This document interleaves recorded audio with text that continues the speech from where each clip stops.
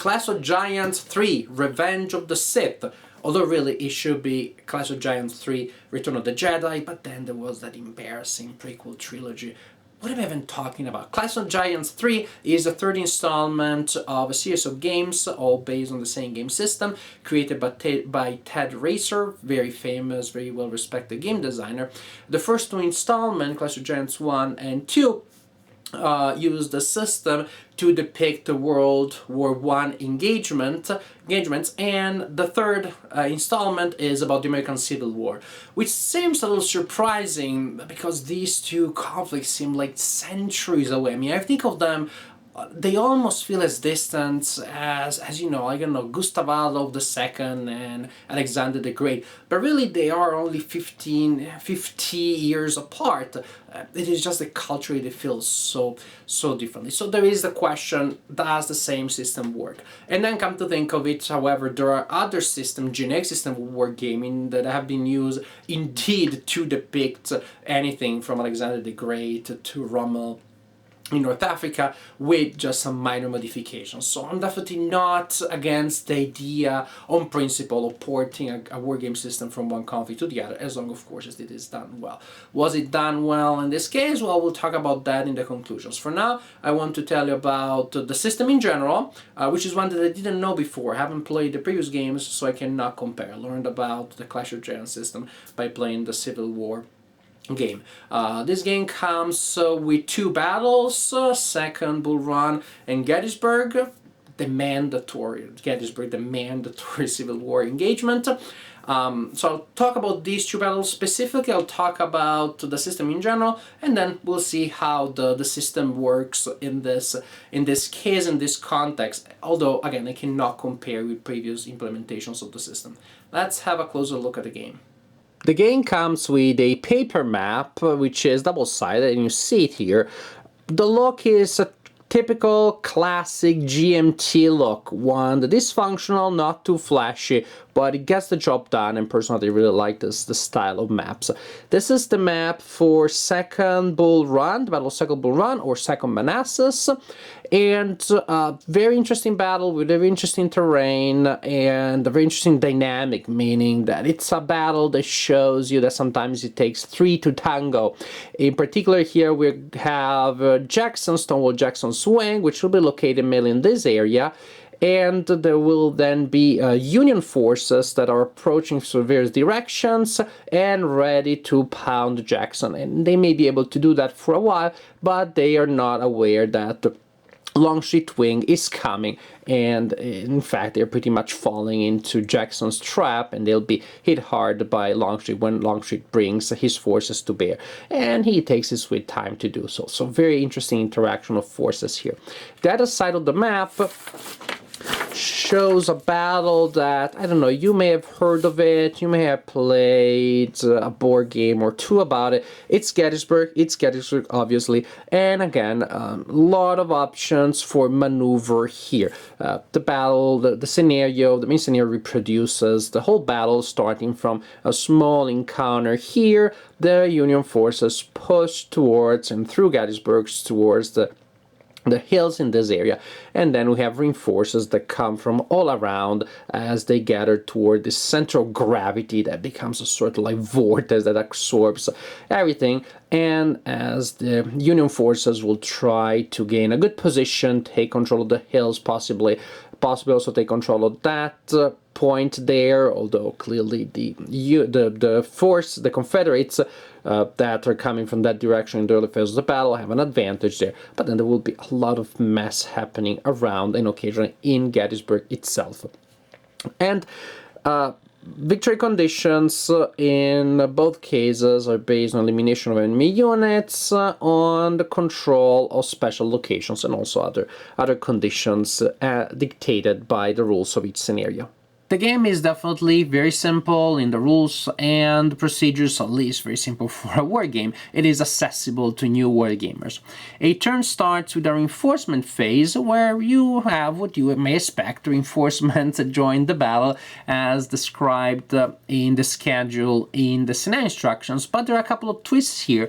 One is, for example, that you can try to get your reinforcements early the turn before they would usually enter based on the instructions in the scenario. You need to roll a die, and if you're lucky, they will get to join the fight early. Otherwise, the penalty for risking that is that they will be delayed. Also, you may have some scenarios specifically in which there is the possibility of a delay by default, so you need to determine if units will be able to get there on time, not just the chance of getting them early. Then you have an artillery phase, and here things start getting interesting because this is a chit pull game. Hooray! If you watch some of my videos, you should know that this is a mechanic that I really like in war games, when you pull chits to determine who exactly gets to do what. That adds a lot of uncertainty and predictability when you're playing, and works very well when you're playing the game against an opponent, but also adds an automatic fog of war that also makes the game very solo friendly. So first you have a chit pull mechanics during the artillery phase.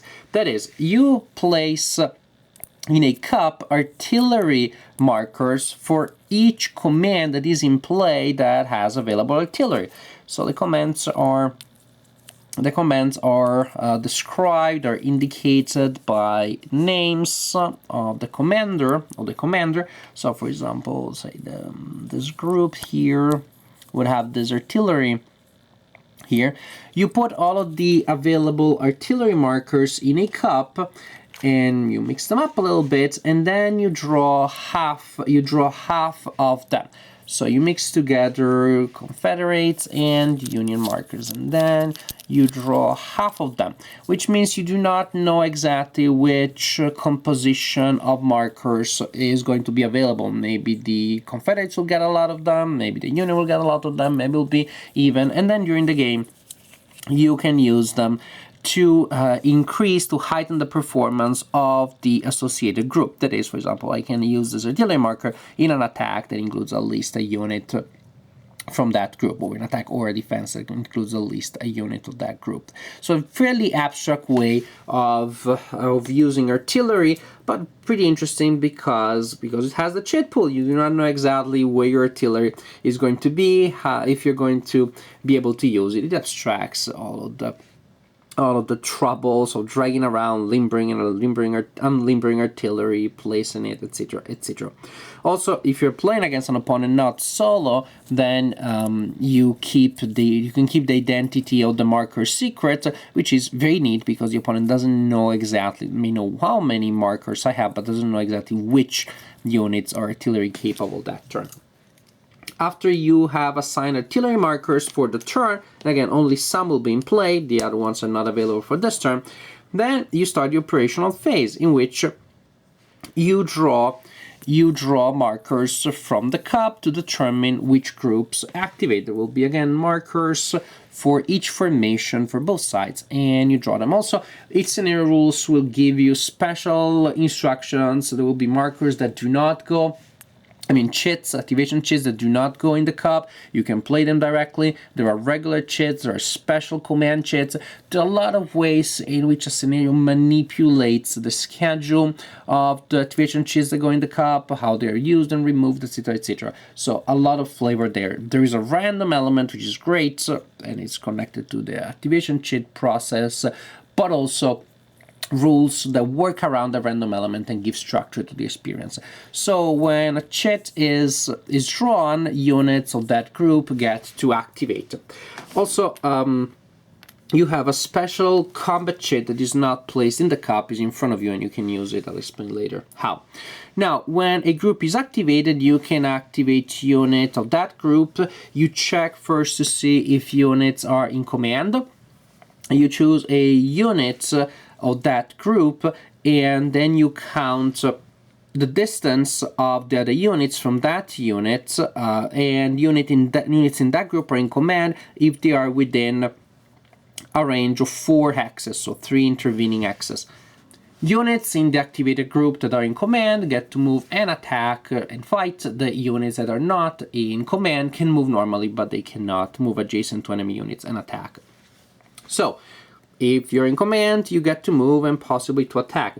Movement, this is an interesting element. Movement, you do not know exactly how many movement points you're going to get because the factors printed on a counter, believe it or not, do not represent combat and movement as is standard in games, but they represent, this is the number simply of strength points, of stacking points, or health points. In role-playing games would be like, damage point, wound points is the kind of element that when it goes on to 0, it means that the unit is eliminated. So when the unit takes a hit, then you flip it to this other side, and then when that one is 1 and takes another hit, it is removed.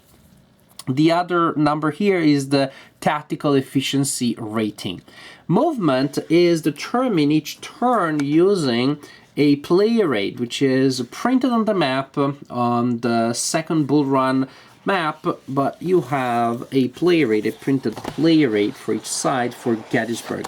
So basically, you look at the identity of the group that you're activating. Suppose I'm activating early, then you roll a die, and that tells the number of movement points that units in the group receive that turn. So you may expect something between, how this will be between 4 and 10 or 4 and 8, the range, but you do not know exactly how many you're going to get. And so there can be huge variety. So that represents in an abstract way a lot of problems dealing with command, unpredictability of events in the battlefield, an order gets lost, the fog of war, etc., etc. So you determine how many movement points you can move, and then you can move units of that group up to the movement allowance, different types of terrain. Guess what? Cost different number of points. And then you move, and do you attack at the end of your movement? Maybe. If you're activating a group or using a special command marker, again, the rules will tell you which ones are so, then you can move and immediately attack with the group that you just used. Otherwise, with a normal activation, you only get to move them, and that's it. But remember, I told you earlier that you have a special combat sheet which is in front of you. Then you can spend that combat sheet, which can be used once per turn, to attack with all the units that can possibly attack. So really it is a game of maneuver as you're setting up your attack and getting ready to attack, but of course it's also a game of timing because the opponent may decide to spend their combat sheet and launch a powerful attack before you're fully ready.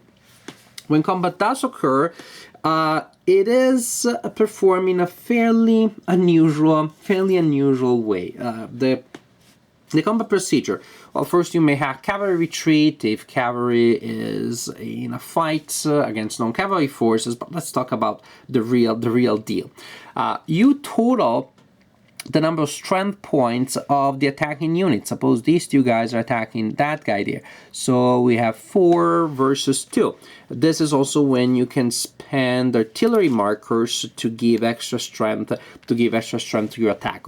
Once you have the total, and also there may be modifications based on terrain, you turn it into combat odds. But differently from many other war games, the combat odds do not then simply give you a column in the combat result table. The combat odds will give you a modifier that will modify the actual combat rolls. So for example, if I'm attacking a 2-to-1, the combat odds are obtained by dividing the strength of the attacker by that of the defender. If I have a combat odd of say 2-to-1 as the attacker, then the attacker will get a bonus of -1 on the die roll, and the defender will get a penalty of +1. Rolling high is bad in this game. So if I'm attacking a 3-to-1, the bonus is -2, the penalty is +2. The number on the left of the slash applies to the combat roll, so the attacker, the other one to the combat roll, so the defender. You will determine, using the combat odds, the maximum number of losses that the attacker may take. Once you have determined those elements, each unit in the fight rolls a die, and if the die roll modified by that result is equal to or lower than the tactical efficiency rating, then nothing happens. The unit is not shaken, was able to survive the confrontation without taking damage. If the modified result is higher than the tactical efficiency rating of the unit that is testing, then the unit takes a hit and loses a point. And so you flip a unit or you remove a unit that is down to 1 point.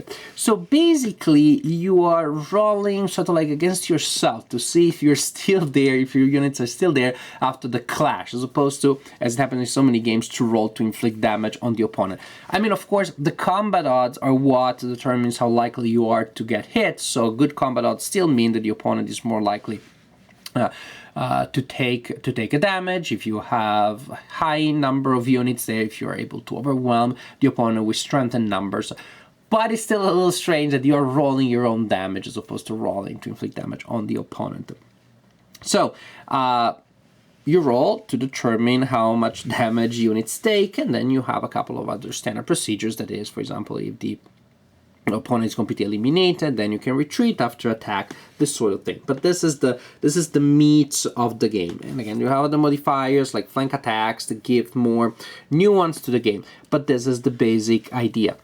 Activate your units with activation chit, move and put them in position, occasionally move and attack with a single group, move and attack with everybody that can attack if you're using your special combat chit. Resolve combat in the way I explained, and continue like this, turn after turn, adding reinforcements, maneuvering and fighting until one of the players has won the battle, depending on the specific objectives and the specific tree conditions of each scenario.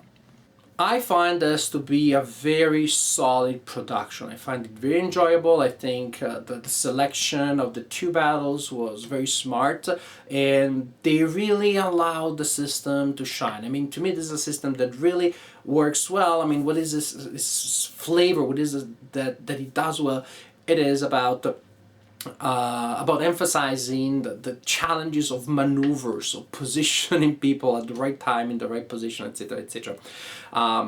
In order to do that, there is a price to pay. There are a lot of abstractions that are made, and maybe too many. Maybe there are some old school grognards that will grumble about this, but then that's what grognards do. So what's new? What's new?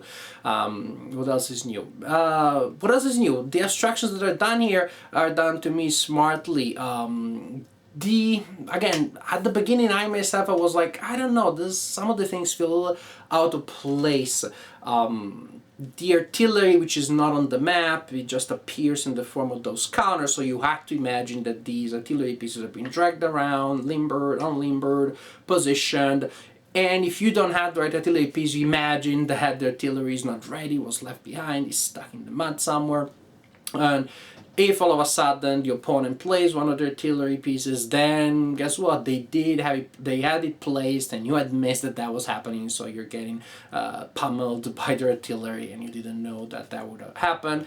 So the final effect is there, but mechanically playing it almost does feel like you're playing World War I artillery support, World War II air support. This is usually the kind of war elements that in war games are represented by playing these chits, especially surprising chits that you play out of nowhere on a certain engagement to give support to that specific center of the action.